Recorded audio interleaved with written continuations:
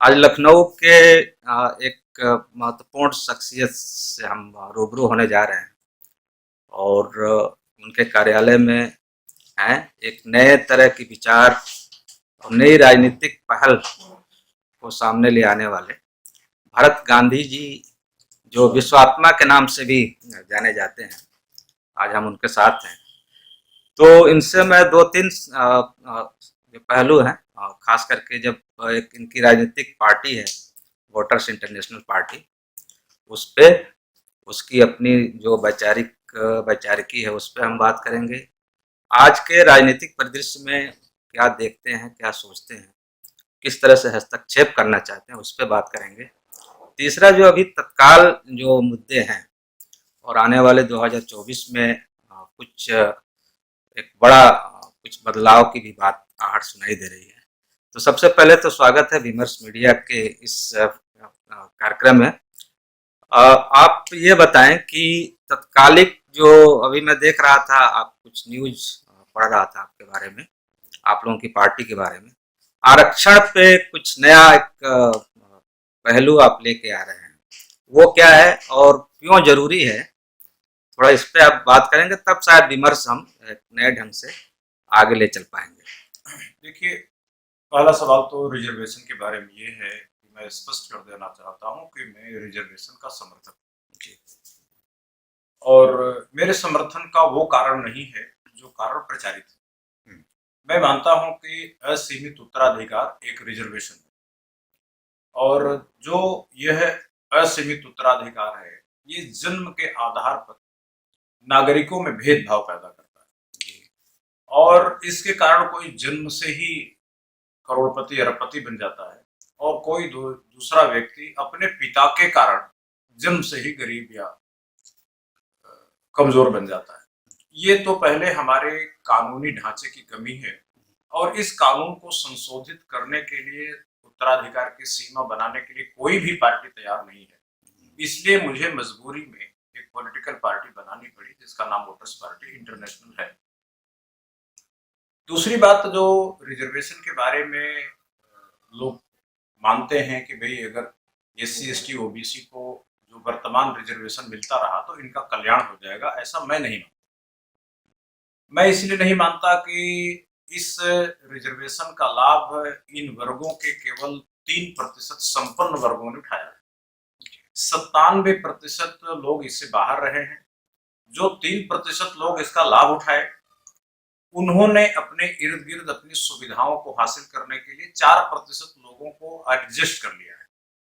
तो कुल 7% लोगों को प्रत्यक्ष या अप्रत्यक्ष लाभ मिला।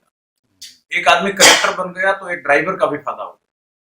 तो इसलिए रिजर्वेशन का लाभ केवल उन्हीं को नहीं हुआ जिनको मिला, बल्कि लाभ उनको भी हुआ जो उनकी सेवादारी में लगे।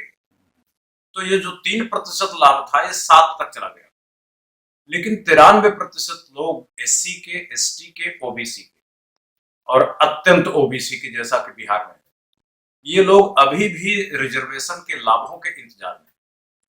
ये लाभ तभी मिल पाएगा जब हम गरीबी रेखा के लोग जितने भी प्रतिशत हैं उनका OBC में कोटा तय करें, SC ST के रिजर्वेशन में कोटा तय करें। इसी तरह जो गरीबी रेखा के ऊपर हैं लेकिन इनकम टैक्स की सीमा के नीचे, जिनको हम APL कह सकते हैं, एबव पॉवर्टी लाइन, तो इन लोगों को भी, जिनको साधारण भाषा में मध्य वर्ग भी कहा जाता है, तो ये जो मिडिल क्लास है, मध्य वर्ग है, इसको भी इनकी जनसंख्या के अनुपात में आरक्षण मिलना चाहिए। जब SC ST OBC या मोस्ट OBC में इस तरह से APL BPL को रिजर्वेशन और इनकम टैक्स देने वालों को उनकी जनसंख्या के अनुपात में रिजर्वेशन मिल जाएगा, तब रिजर्वेशन का लाभ इन समाजों को होगा और इस समाज के सभी लोग मूल धारा में शामिल हो पाएंगे और एक दिन ऐसा आएगा कि रिजर्वेशन का औचित्य समाप्त हो जाएगा।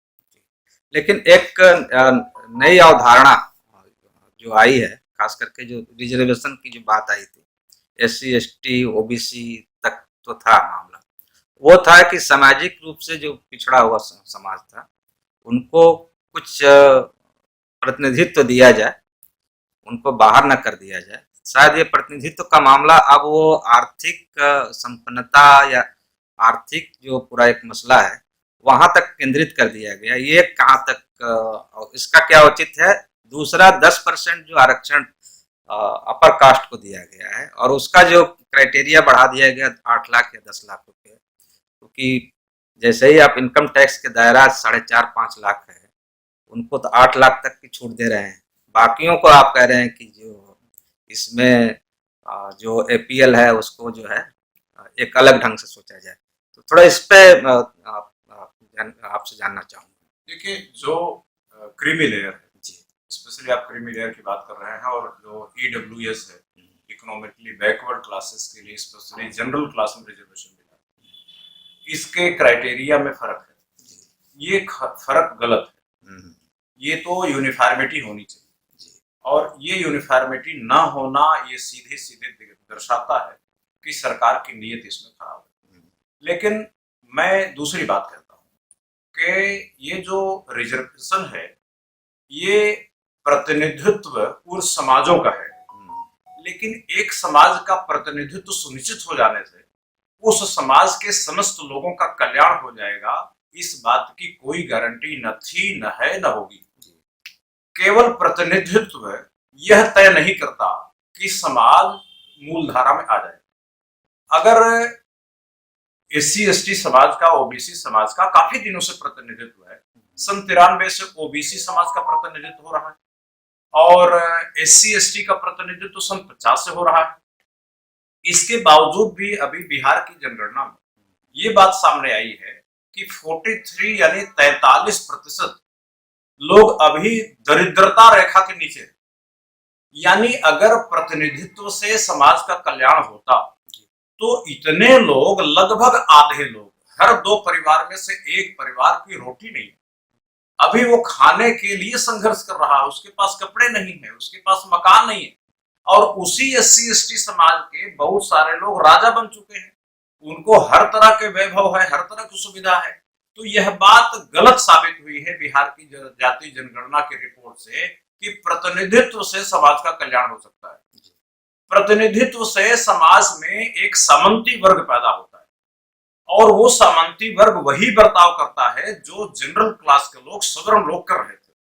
सवर्ण लोग जो बर्ताव, जो भेदभाव, जो जुल्म, जो अन्याय गैर सवर्णों पर करते थे, वही जुल्म, वही अन्याय अब एससी एसटी के जो संपन्न तबका है, सामंती तबका है, ओबीसी का सामंती तबका है, अपने ही समाज के प्रति कर रहा है। एक बात। दूसरी बात ये कि जो रिजर्वेशन है, अगर कोई व्यक्ति रिजर्वेशन पाता है, कलेक्टर बनता है, डॉक्टर बनता है, तो वो केवल अपनी योग्यता से नहीं बनता, वह अपने समाज के कंधे पर चढ़ता है, तब वो हाथ उठा के फलों को तोड़ पाता है। तो उसमें 2 लोगों का रोल है। जो फल तोड़ने वाला है, एक तो उसकी योग्यता है, लेकिन उसकी भी योग्यता है जिन्होंने अपने कंधे पर संभाला है, उसे इतनी ऊंचाई तक पहुंचाया। अगर रिजर्वेशन केवल प्रतिनिधित्व का मामला है तो यह होना चाहिए था कि आरक्षण के आधार पर अगर किसी को नौकरी मिली, वो डॉक्टर बना, इंजीनियर बना, तो उससे निजी लाभ, निजी सैलरी वो ना ले सकता, उस पर रोक लगनी चाहिए। तो वो समाज के प्रतिनिधि है, वो समाज के लिए काम करे, अपनी सैलरी भी समाज के लिए खर्च करे, लेकिन उसने तो अपने परिवार के लिए खर्च किया। उसने 2 दोहरी बातें कही। एक तरफ ये कहता है कि मैं समाज का प्रतिनिधित्व करता हूं, दूसरी तरफ सैलरी अपने घर में लगता है, अपनी पत्नी को, अपने बच्चों को खर्च करता है, वो समाज पे खर्च नहीं करता। सरकार ने ऐसा कोई नियम भी नहीं बताया कि आरक्षण से नौकरी पाने वालों के या आरक्षण से आमदनी करने वालों की कम से कम आधा वेतन टैक्स कर दिया जाए, और उनके समाजों के उन लोगों की शिक्षा पर, उनके आईएएस की कोचिंग पर, पीसीएस की कोचिंग पर, मेडिकल की कोचिंग पर, नीट की कोचिंग पर खर्च किया जाए, जो लोग अपने बच्चों को पढ़ाई नहीं करवा पा रहे हैं और इस प्रतिस्पर्धा से बहुत पीछे छूट गए। तो ये बात पुरानी हो गई। हमें प्रतिनिधित्व की बात करनी पड़ेगी कि आरक्षण प्रतिनिधित्व है, लेकिन उसमें आर्थिक प्रतिनिधित्व भी करना पड़ेगा। हर वर्ग में ओबीसी के 3 वर्ग हैं, एक गरीब वर्ग है, एक मिडिल क्लास है, एक अपर क्लास है, तो तीनों का प्रतिनिधित्व चाहिए। अगर समाज में ओबीसी को प्रतिनिधित्व चाहिए, एससी एसटी को प्रतिनिधित्व चाहिए, तो ओबीसी के गरीबों को प्रतिनिधित्व क्यों नहीं चाहिए? ओबीसी के मिडिल क्लास को प्रतिनिधित्व क्यों नहीं चाहिए? ओबीसी के अपर कास्ट तो चलो प्रतिनिधित्व पा ही चुका है। इसलिए ये प्रतिनिधित्व की परिभाषा गलत थी, दोषी थी और नादानी भरी थी। 70 साल के इतिहासों में यह बात साबित हुआ कि प्रतिनिधित्व के व्यवस्था में आर्थिक आयाम जोड़ा जाए।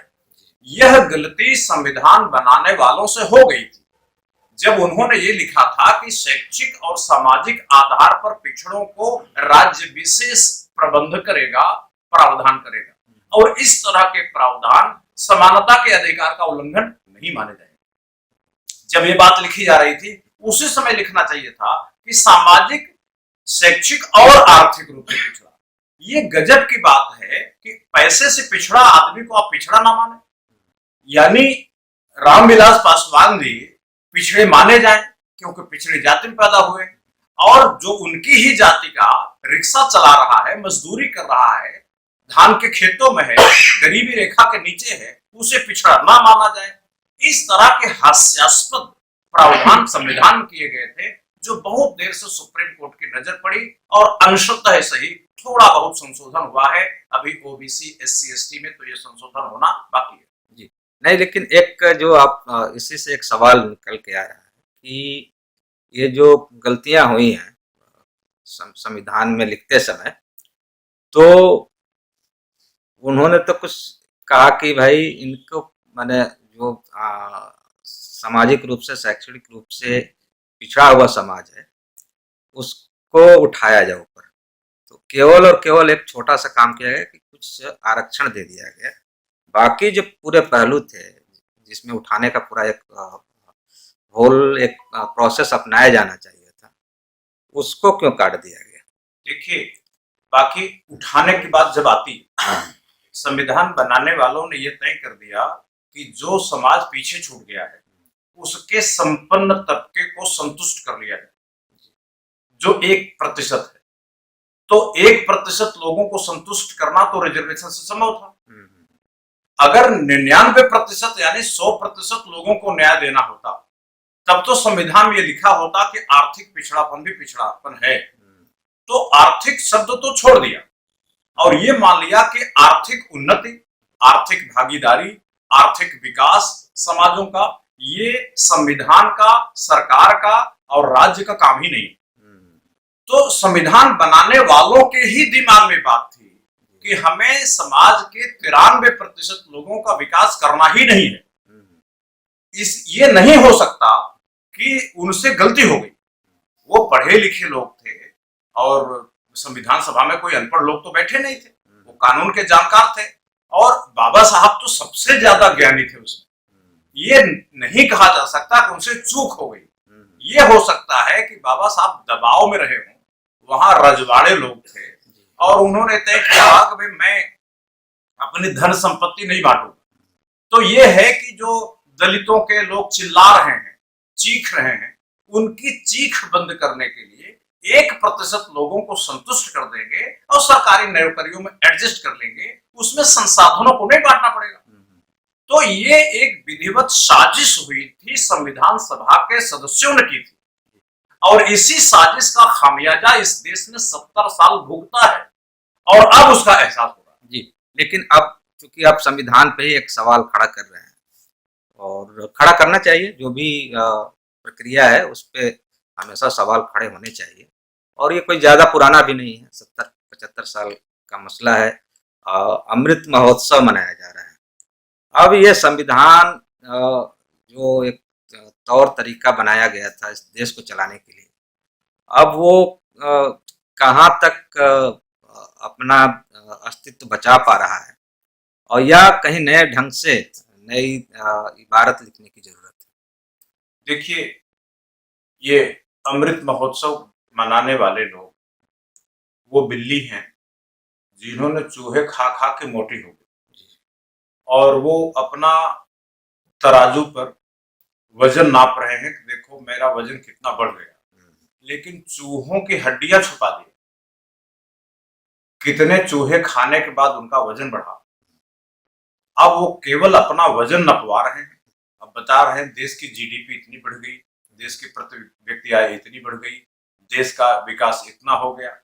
लेकिन देश का विकास कहना गलत है, ये तो अगर देश के सभी लोगों का विकास हुआ होता।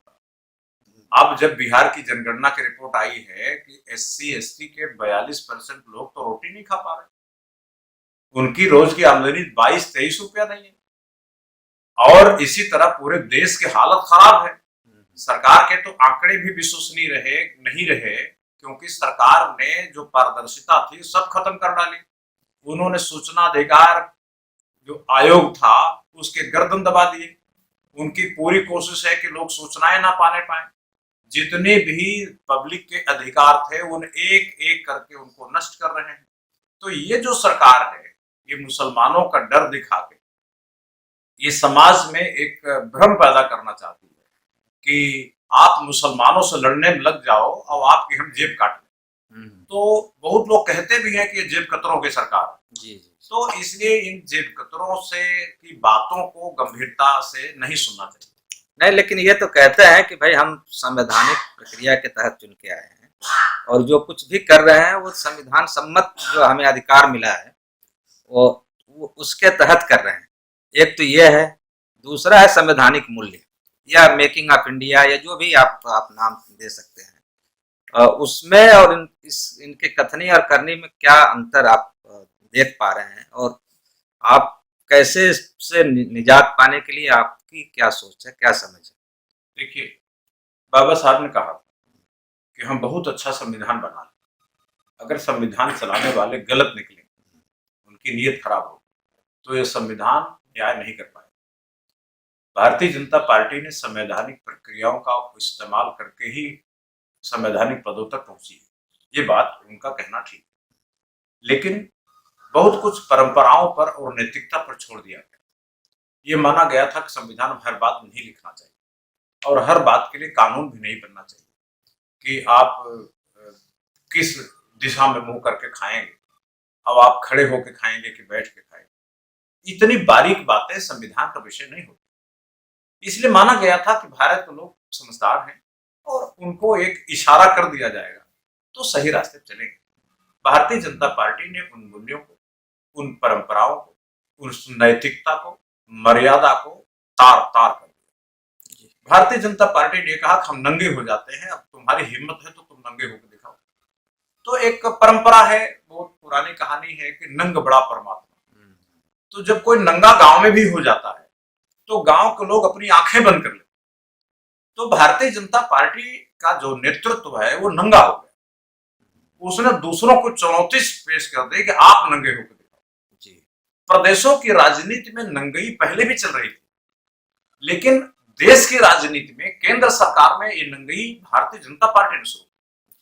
पुलिस का दुरुपयोग करना, अपने राजनीतिक विरोधियों पर बलात्कार के मुकदमे दर्ज कराना, उनको जबरदस्ती फर्जी मुकदमे करके जेल भेजवाना, ये अभी तो ईडी और सीबीआई और क्या क्या सब चीजें, ये मशीनरी का गलत इस्तेमाल अपनी राजनीतिक विरोधियों को परेशान करने के लिए, उनको क्रश करने के लिए प्रदेशों में पहले हो रहा था। कोई नई बात नहीं है।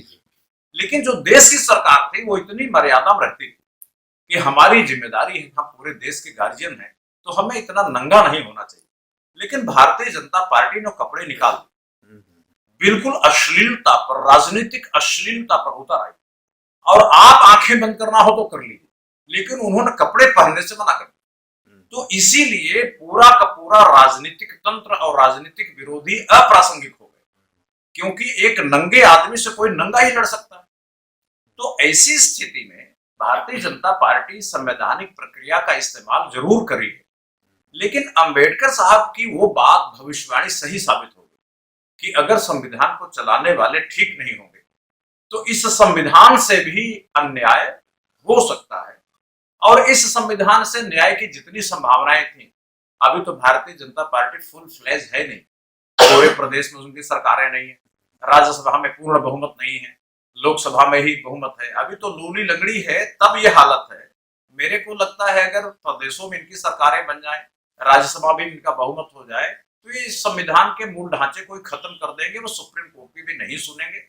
जिस तरह सीबीआई और ईडी का गलत इस्तेमाल उन्होंने अपनी पार्टी के एक प्रकोष्ठ की तरह इस्तेमाल कर रहे हैं, यहाँ तक कि इलेक्शन कमीशन को भी अपनी जद में ले ली है, तो आने वाले दिन में सुप्रीम कोर्ट भी उनकी जद में आ सकता है। और जिस दिन सुप्रीम कोर्ट उनकी जद में आएगा उसी दिन ये भारत का संविधान का अंतिम दिन होगा और उसके अंतिम संस्कार की तैयारी होगी।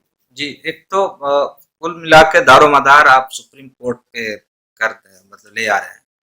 जो यहाँ की जो मूल जो भावनाओं, संवैधानिक मूल्यों पे काम करने वाली पार्टियां हैं, लोग हैं, समूह हैं, उनकी कोई जिम्मेवारी बन रही है कि इस तरह की ताकतों को कैसे सत्ता से हटाया जाए, या कोई साझा कोई प्रयास बनते हुए। हालांकि इंडिया अलायंस और एनडीए अलायंस का एक मसला तो चल रहा है, लेकिन वो भी सत्ता के बंटवारे का मामला है। एक जो बड़े सामाजिक परिवर्तन की बात होनी चाहिए थी या नए सिरे से सोचने की बात है, वो कहीं एकदम धूमिल होता हुआ दिख रहा है। देखिए, मेरा इस मामले में ऑब्जर्वेशन ये है कि भारतीय जनता पार्टी का मुकाबला करना भारत के विपक्ष के लिए संभव नहीं। इसके कई कारण हैं, जिसमें केवल 2 कारणों की चर्चा करूं। एक कारण तो ये है, थ्योरेटिकल है, कि भारतीय जनता पार्टी ने एक ध्रुवीकरण कराया।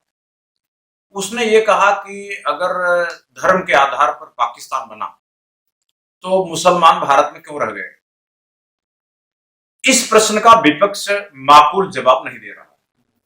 विपक्ष ये कहता है कि संविधान धर्मनिरपेक्ष बना इसलिए मुसलमान रह गए। तो यह बात देश की जनता को, खास करके हिंदू समाज को हजम नहीं हो रही।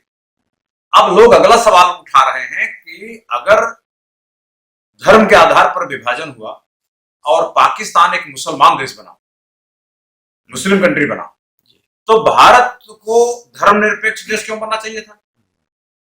इस प्रश्न का उत्तर केवल यही दे रहे हैं विपक्ष के लोग कि चूंकि धर्मनिरपेक्ष संविधान बन गया यानी गलती हो गई। अब गलती हो गई तो चल रही है। अब जनता को यह बारीकियां नहीं मालूम। जनता सीधा कहती है कि अगर गलती हो गई तो उसे सुधारो। इसलिए हिंदू राष्ट्र बनाने के पक्ष में भारतीय जनता पार्टी को भारी समर्थन मिल रहा है और विपक्ष इस तथ्य को नजरअंदाज कर रहा है, इस प्रश्न का माकूल जवाब नहीं दे रहा है। तो एक तो भारतीय जनता पार्टी ने जो गोंट बिछाई है, उस गोंट में पूरा विपक्ष फंसा है और जिन लोगों के पास इसका विकल्प है, भारतीय जनता पार्टी को फांस सकते थे, ये विपक्ष इतना घमंडी है कि वो किसी की सुनता नहीं। वो अपने आप को स्वयंभू ज्ञानी मान के बैठे हैं और ये मानते हैं कि भाई हमें और किसी नए तरकीब, नई रणनीति की जरूरत नहीं। हम जो पुराने हथियारों से लड़ते थे, भारतीय जनता पार्टी से लड़ लें, ये संभव नहीं है। भारतीय जनता पार्टी राजनीति में एक नए वीपन लेके आई है।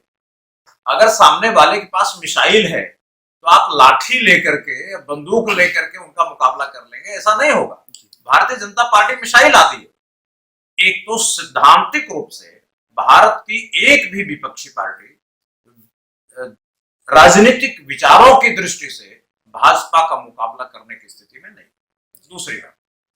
दूसरी बात यह है कि भारतीय जनता पार्टी ने के पास एक प्रोग्रामों की लंबी फहरिस्त है। अभी हम ये करेंगे, फिर ये करेंगे, धारा 370 खत्म करेंगे, फिर इसके बाद ये करेंगे, फिर उनके पास लंबी सूची है कामों की और नए कामों की। विपक्ष के पास खाली एक सूची है कि हम कैसे सत्ता कब्जा कर लें। ये मुसलमानों को दिखा के, मुसलमानों तुम खतरे में हो और तुम मेरा साथ दो, मैं सरकार में कब्जा कर लूं और फिर लूटूं। पहले भी इनके पास कोई नैतिकता के पैमाने नहीं। आप सत्ता किस लिए कब्जा करना चाहते हैं? आप सरकार चलाना क्यों चाहते हैं? आपका उद्देश्य क्या है? आप कहते हैं हम तो SC ST OBC का कल्याण कर रहे हैं, तो Bharatiya Janata party SC ST OBC के खिलाफ कहां है? आप जितनी मांगे उठाते हैं, हर बात तो भाजपा मानती जा रही है। आप भाजपा के सामने कोई ऐसी चुनौती नहीं पेश कर रहे हैं जो भाजपा ना मान पाए। ये चुनौती इसलिए नहीं पेश कर पा रहे हैं कि आपकी दिमागी क्षमता छोटी है। भारतीय जनता पार्टी से लड़ने के लिए जितना बड़ा दिमाग चाहिए, उस मामले में विपक्ष बौना है, इसलिए वो चुनौती पेश नहीं कर पा रहा। ऐसी स्थिति में घूम फिर करके एक बात भाजपा पर इल्जाम जरूर लगाया गया था कि पूंजीवादी पार्टी है, गरीब विरोधी है। उसने इस इल्जाम को भी पानी से धो डाला। उसने पूरे देश को लाभार्थी एक वोट बैंक बना दिया कंट्री भर में। उनको खाने का गारंटी दे दी कि आप भूखे नहीं मरोगे, और लोगों के खाते में डायरेक्ट पैसा पहुंचाना शुरू कर दिया। विपक्ष के पास मुंह में दही जमाई है कि भारत की संसद में 2011 में सैकड़ों सांसदों की कोशिशों से, उसमें मैं भी शामिल था, हम लोगों के प्रयास से एक विचार गया कि भाई देश में मशीनों के कारण, प्राकृतिक संसाधनों के कारण जो धन पैदा हो रहा है वो लोगों के खातों तक पहुंचाया जाए। ये गोयल कमेटी ने ये सिफारिश की। वो सिफारिश अगर मान ली जाती तो 8,000 रुपये देश के हर वोटर को मिलता जो सरकारी नौकरी में नहीं है या इनकम टैक्स नहीं देता। अब ये 8,000 रुपया देश के लोगों को मिले, ये आवाज उठाने में विपक्ष को डर लग रही है। और भारतीय जनता पार्टी उसी गोयल कमेटी की सिफारिश को टुकड़े टुकड़े में लागू करके वोट झटक रही है। तो अब ये ज्ञान विपक्ष को कौन देगा? अगर विपक्ष की हिम्मत ही नहीं है, उसके कैलिबर ही नहीं है, अगर उसके अंदर विजन ही नहीं है, अगर उसके अंदर कोई नैतिकता ही नहीं है, उसका केवल एक मकसद हो गया कि सत्ता कब्जा करूं और अपने नेताओं को अमीर बनाऊं, लूटे घसोटे करप्शन करें, अगर इतना ही है उद्देश्य, तो फिर इतना तो पब्लिक को ज्ञान है, क्योंकि सामूहिक रूप से पब्लिक का जो विवेक होता है वो परमात्मा जैसा ज्ञान रखता है, और उसको इतनी समझ में आती है कि विपक्ष का कोई नैतिक उद्देश्य नहीं है कि उसे संसद में या सरकार में पहुंचाया जाए। इस परिस्थिति का लाभ भाजपा को मिल रहा है। नहीं, वो तो हो गया विपक्ष का।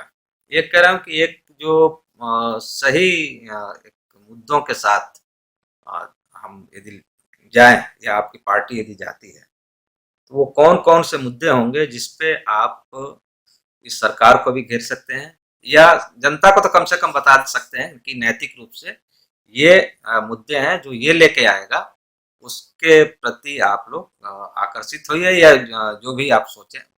ये तो और दूसरी बात है कि आपके पास, हमारे पास जो साधन संसाधन है उतनी पहुंच नहीं है, बावजूद इसके कि हाँ जो सही बात है वो तो कह ही सकते हैं। अब देखिए, अगर आप मेरे से ये पूछें कि आप क्या राय देना चाहते हैं जी, तो ये लोग फ्री में राय ले लेते हैं आप लोगों के माध्यम से। जी, तो आजकल एक फैशन चल पड़ा है कि किसी की वीडियो देख लो, उसका ज्ञान का फायदा उठा लो और उसका संदर्भ दिए बगैर उसका फायदा उठाना शुरू कर दो और उसको एक्नॉलेज भी ना करो। एक ऐसी देश में, और पूरी दुनिया बेईमानी, आजकल वैचारिक बेईमानी शुरू हो गई। हम लोग पढ़ते थे तो हम लोग हर पुस्तक में पढ़ते थे कि ये विचार आया तो उस विचार का जन्मदाता कौन है, वो कांट है कि हीगल है कि प्लेटो है कि मार्क्स है, एक रेफरेंस दिया जाता था। इतना नहीं, गांधी कहते थे, अंबेडकर कहते थे, तो उनका नाम लिया जाता था। अब वो नाम लेने की परंपरा खत्म हो गई। तो अभी क्या है कि इस इंटरव्यू में इतने संक्षेप में तो मैं नहीं हो पाएगा, बड़ी बड़ी बात। लेकिन पार्टी के हमारा चैनल है और उस पर मैं खुल के बोलता हूँ। वोटर्स पार्टी इंटरनेशनल के चैनल पर सारे आइडियोलॉजिकल पक्ष रखे जाते हैं जी, और उसमें हम ये मानते हैं कि जो पुराने समाधान थे, पुरानी दवाइयां लगभग सबकी सब एक्सपायर। हमारा ये मानना है कि गरीबी की समस्या देश की सरकार हल नहीं कर सकती, क्योंकि ये अंतरराष्ट्रीय समस्या बन गई। गरीबी की समस्या भारत सरकार बना के रखती है। गरीबी देश की सरकार की जरूरत है, देश की जरूरत नहीं है। देश के संप्रभु जो प्रभु वर्ग है, शासक वर्ग है, उसकी जरूरत है कि अगर जितनी गरीबी रहेगी तो मेरे घर में कोई झाड़ू पोछा और सफाई करने वाला बिना पैसे के या बहुत कम रेट पे आएगा।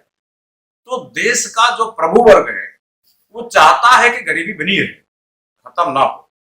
इसी प्रकार सरकार चाहती है कि जितनी गरीबी रहेगी और जितने अधिक संख्या में गरीब रहेंगे और जितने ज्यादा गरीब रहेंगे उतने कम पैसे में काम करेंगे। जितने कम पैसे में काम करेंगे तो देश की फैक्ट्रियों का, खेत खलिहान का उत्पादन की लागत कम होगी, तो उसे हम विदेशों में सस्ते में बेच के पैसा लाएंगे और फिर पैसा देश के लोगों को नहीं देंगे। वो विकास के नाम पर फिर वही प्रभु वर्ग में बांट दिया जाएगा।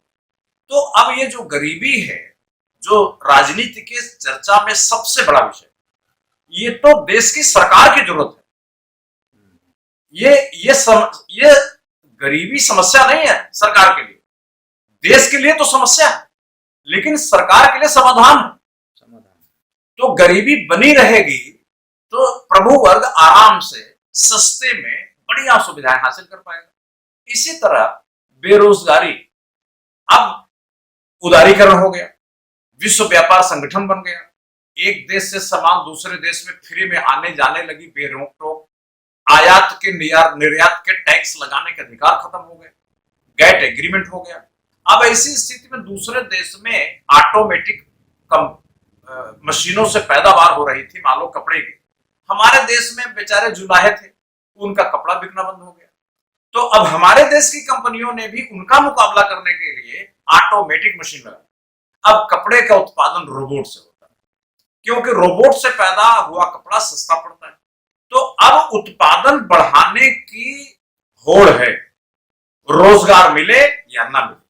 नहीं, लेकिन जब उत्पादन बढ़ रहा है तो जो क्रय क्षमता है लोगों की, जब क्रय क्षमता ही खत्म हो जाएगी तो उत्पादन का होगा क्या? नहीं, बात यह है कि इस मामले में देश का जो नेतृत्व है, राजनीतिक वर्ग है, प्रशासन के लोग हैं, उनके अंदर भारी शिक्षा की कमी है। वो अभी भी ये कहते हैं कि अनाज रखा हो लेकिन बिना काम कराए मत दो, कपड़े सड़ जाएं लेकिन बिना काम कराए मत दो। तो अति उत्पादन की परिस्थिति है, उत्पादन की समस्या नहीं है, उत्पादन की समस्या, लेकिन वो कह रहे हैं हम बिना रोजगार के बिना काम कराए देंगे नहीं, चाहे सड़ जाए। ये जो राजनीतिक अंधविश्वास है, इस राजनीतिक अंधविश्वास के कारण एक तरफ तो उत्पादन बढ़ रहा है और दूसरी तरफ लोग गरीबी में परेशान है, खा नहीं पा रहे, पहन नहीं पा रहे, दवाइयां सड़ रही हैं, दवाइयां लोगों को मिल नहीं रही हैं, लोगों के हाथ में पैसे नहीं है।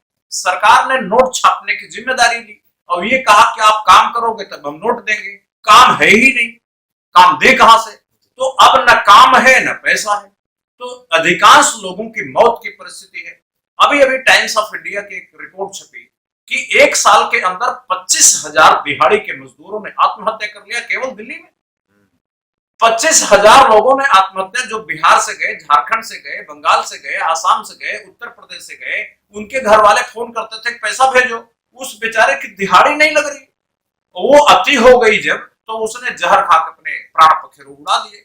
कोई ट्रेन के नीचे कट गया, कोई छतों से कूद गया, कोई कहां मर गया। 25,000 लोग मर गए एक वर्ष में, लेकिन ये चर्चा कहीं नहीं होती। इससे ये पता चलता है कि सरकारों ने मन बना लिया है कि हम उत्पादन को बिना काम के देंगे नहीं, और उत्पादन जो होगा लोगों के हाथों नहीं जाएगा, भले सड़ जाए। अगर सड़ने लगा तो मंदी आएगी, अगर कपड़ा नहीं बिकेगा तो मिल कब तक कपड़े पैदा करेगी? वो मंदी आनी आनी है। तो मंदी झेलने के लिए वो तैयार है। लेकिन हम ये कह रहे हैं कि संसद की कमेटी ने, गोयल कमेटी ने सिफारिश किया है कि मशीनों के कमाई से जो धन पैदा हो रहा है वो देश के वोटरों के खाते तक पहुंचा दो, हर महीने भी दो। उस पर देश का नेतृत्व, राजनीतिक पार्टियों के मुखिया बिल्कुल भी राजी नहीं, और 11 साल से उसको ठंडे बस्ते में रखे हुए। तो सरकार गरीबी नहीं खत्म कर सकती, खत्म करना चाहती नहीं। सरकार बेरोजगारी नहीं खत्म कर सकती, खत्म करना चाहती नहीं। सरकार करप्शन खत्म नहीं कर सकती और खत्म करना चाहती भी नहीं, क्योंकि भ्रष्ट आदमी ये देश लूट के दूसरे देशों में चला जाता है और पूरी दुनिया की कोई एक साझी पुलिस, साझी संसद, साझी अदालत, साझा इनकम टैक्स नहीं। तो इसलिए यहां से जाता है, जिसको जेल में होना चाहिए उससे राजनीतिक शरण मिल जाती है दूसरे देशों में। तो जब तक पूरी दुनिया की एक विश्व सरकार जैसी चीज नहीं बनेगी, संयुक्त राष्ट्र संघ को संयुक्त राष्ट्रीय सरकार नहीं बनाया जाएगा, उसको विश्व सरकार का दर्जा नहीं दिया जाएगा, विश्व लेवल पर कानून का शासन नहीं होगा, तब तक एक देश को लुटेरे दूसरे देश में शरण पाते रहेंगे, तो भ्रष्टाचार नहीं जाएगा। इसी तरह पर्यावरण की समस्या अंतर्राष्ट्रीय समस्या है, वो एक देश खत्म नहीं कर सकती। और जब गरीबी और बेरोजगारी रहेगी तो कुपोषण रहेगा, और कुपोषण रहेगा तो बीमारी रहेगी, और गरीबी बेरोजगारी रहेगी तो अशिक्षा भी रहेगी। स्कूल और अस्पताल खोलने से लोगों को शिक्षा और चिकित्सा नहीं बढ़ेगी। तो कुल मिलाकर के ये देश की सरकारें देश की छाती पर मूंग दल रही, ये बोझ बनी है। ये सरकारें देश के लोगों की समस्या, सरकार खुद समस्या है, और ये सरकारें, अब कोई डॉक्टर नहीं है, अप्रन पहने हुए हैं, लेकिन इनको इलाज आता नहीं। ये डॉक्टर का स्टेथोस्कोप लटकाए हुए हैं, ये डॉक्टर है नहीं। तो अभी तो बहुत आमूल चूल परिवर्तन की जरूरत आ गई है। राज्य के ढांचे में मौलिक परिवर्तन होगा तो समस्याएं हल होगी। ये काम करना, कम से कम भारत के जितने राजनीतिक दल हैं उनके अंदर तो ये दृष्टि ही नहीं। अभी एक और मैंने दो विरोधाभास पे मैं आपका ध्यान आकर्षित कर रहा हूँ। एक है आप कह रहे हैं कि 5 ट्रिलियन इकोनॉमी हम बनेंगे, दूसरी ओर आप कह रहे हैं कि 80 करोड़ लोगों को हम राशन दे रहे हैं, मुफ्त राशन। ये जो पूरा विरोधाभास है, उस 5 ट्रिलियन में किसकी भागीदारी कितनी होगी ये तो नहीं बता रहे हैं, लेकिन ये दिखा रहे हैं कि हम विश्व गुरु बन रहे हैं। तो ये जो पूरा एक कपोल कल्पित जो बातें आ रही हैं, ये किस लिए आ रही हैं और इसका क्या मतलब औचित्य है? देखिए, इसकी वजह भी हमारे समाज का, हमारे नेताओं का, हमारे प्रशासनिक अधिकारियों का, देश की जनता का राजनीतिक अंधविश्वास।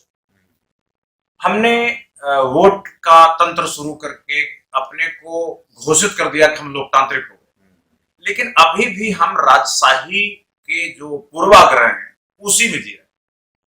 राजशाही के जमाने में अगर राज परिवार बहुत सुखी होता था, बड़े से किले में रहता था और सुरक्षित रहता था, तो माना जाता था कि राजा सुरक्षित है तो प्रजा अपने आप सुरक्षित है। अगर राजा के परिवार के लोग अच्छा खा रहे हैं, सुंदर दिख रहे हैं, अपनी पूरी उम्र जी रहे हैं, तो ये माना जाता था कि प्रजा भी अच्छा खा रही है, अच्छा जी रही है और अपनी पूरी उम्र जी रही है। राजा के चेहरे में अपना चेहरा देखने की परंपरा थी, वो परंपरा आज तक कायम। तो सरकार कह रही 5 ट्रिलियन की हम इकोनॉमी बनेंगे, तो इसका ये मतलब नहीं कि वो 5 ट्रिलियन पैसा 5-5 रुपया 1 ट्रिलियन लोगों में बांटा जाएगा, ऐसा नहीं होगा। वो कह रहे हैं कि दिल्ली का प्रधानमंत्री अगर 9,000 करोड़ की हवाई जहाज में चलने के बजाय 90,000 करोड़ की हवाई जहाज में चलने लगेगा तो देश ज्यादा मजबूत होगा। वो कह रहे हैं कि जो प्रभु वर्ग है, शासक वर्ग है, देश का जो कलेक्टर है, जो एसपी है, अगर उसकी सैलरी बढ़ा के महीने की 10 लाख कर दी जाएगी तो देश के लोग सुरक्षित हो जाएंगे। सैलरी कलेक्टर की बढ़ेगी और एसपी की बढ़ेगी, लेकिन कहा क्या जा रहा है कि लोग सुरक्षित हो जाएंगे। तो इस तरीके से बेगाने के शादी में अब्दुल्ला दीवाना हमारे देश के लोगों को समझा दिया गया है कि प्रधानमंत्री अगर बहुत ताकतवर हो रहा है, सुख सुविधा वाला, दिन भर में 5 बार कोट बदल रहा है, तो आप समझो कि आप अमीर हो गए। अगर प्रधानमंत्री रोजाना सुबह अगर अलग हेलीकॉप्टर चलता, शाम को अलग, तो आप समझो कि आप अमीर हो गए, क्योंकि देश अमीर हो गया। ये क्यों पैदा हुआ? भारत की टीम क्रिकेट लड़ रही थी, क्रिकेट खेल रही थी और ऑस्ट्रेलिया को हरा दी, मान लो, तो ये कहा जाता है कि टीम ने नहीं हराया, 11 देश के 11 लोगों ने नहीं हराया, भारत ने ही हरा दी। और किसको? ऑस्ट्रेलिया को।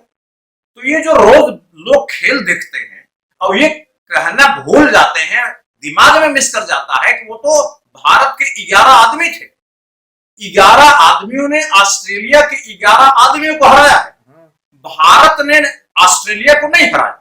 लेकिन यह कहते कहते, सुनते सुनते, बाप से सुना, दादा से सुना, अपनी जिंदगी भर सुन रहे हैं, तो उन्हें लगता नहीं वो तो भारत ने हरा।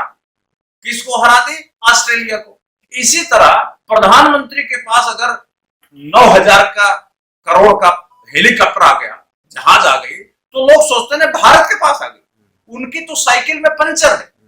तो ये जो अब्दुल्ला दीवाना बेगाने की शादी में, यह जो मानसिकता जब तक नहीं बदलेगी, एक जाति का आदमी सरकारी नौकरी पा जाता, कलेक्टर बन जाता, तो उस जाति के लोग छातियां पीटते हैं। क्यों पीटते हैं? उनको क्या मिला? जो कलेक्टर बन गया, अब वो अपना घर द्वार बनाएगा और वो सरकार के नेताओं के आदेश पर काम करेगा।